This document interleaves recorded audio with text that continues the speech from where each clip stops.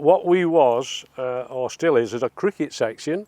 We only work with an unregistered group of constitution, and the unregistered means that it's just a club with constitution and rules, which we didn't know until maybe about a year ago, that we had to be a registered club to be able to get funds from the National Lottery Fund. So we then looked around the club, and people didn't want the responsibility and the extra work. What that meant, that we had to form a CIC, which is a community investment club, so that we could actually progress with fundraising from the National Lottery. We've had to go down that route, which is a new route really in this last year.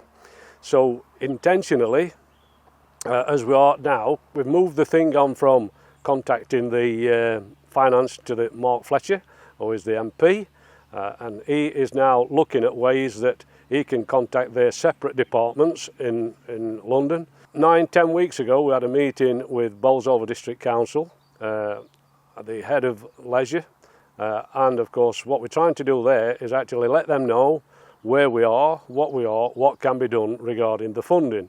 They actually own the land, they are the people that we lease the land off, and explaining the situation currently with finance. They are now taking things on board, seeing what they can do, and obviously replies back from Parliament. Initially we talked about £286,000, then it went up to £486,000. Since we've had a price increase in everything, it's gone up to £900,000. Hence, this is where the battle is now. What we need now is a response from government, because relative to, if you recall, Boris Johnson, he put out that there was going to be a levelling up fund and we're going to level it up in the north. I'd think that, well, if there's a fund, let's have a go at it. So that's what we did, and that's where we are. So we're looking for something from there. Whether anything will come of it, I can't say that either. But we've also then spoken or sent letters to Mike Ashley, who was the owner of Sports Direct, and it's just over my shoulder here, and not even a reply. And we've had one fella that has came along. We've got one sign up here, which is Tom's Autos. He actually supplied £1,000 last year to assist the cricket club within its funds. Very fortunately, we had a fella, Ricky Holland, and he's a director of Signet Healthcare, really bailed us out because we applied for some funding and that came in at £10,000 over 3 years. So the funding then has helped us to pay for solicitors, it's helped to pay all our legal fees, because we just, at the CIC, does not bring any money in at the moment. In a perfect world, you get that funding, you get the new pavilion. How magnificent, how important will it be for both the cricket club and the community? Very, very important, because we always said in the onset of the pavilion that would then encourage more people to come up here rather than going to other clubs. And principally we have a club to my left and we've got one to the right who have got first class facilities. They actually play in the Premier League in Notts, and we are a club in between.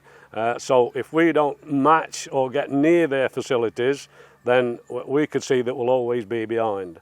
So what we're trying to do now is work on our own to be able to get this rectified. So we're trying to make it right for the whole community of where we want to be. Not just us, but it's for the community. We need to encourage people, but people will not go to something that's not there. We need to have something here to be able to encourage people, schools, school children, to be able to come and congregate, want to play cricket, junior cricket, small cricket, parents get involved. We need to be able to do all that sort of thing.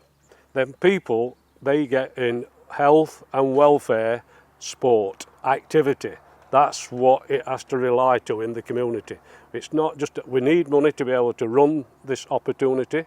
The directors, yes, they can claim wages and things like that, but not at this point. It's all voluntary. It's not just cricket. The new pavilion would have a facility room, a meeting room, whatever you want, really, a kitchen. It's a really first-class facility for all of the community. That's right. And then, for instance, the kitchen, we've made it that it's a commercial-style kitchen because we've had an opportunity, and again from Signet, where there were 2 cooks that's down there.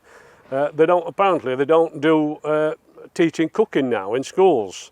Now, they will then put some classes on here so that they could teach cooking. So it's not about cricket, it's about other people, other uses.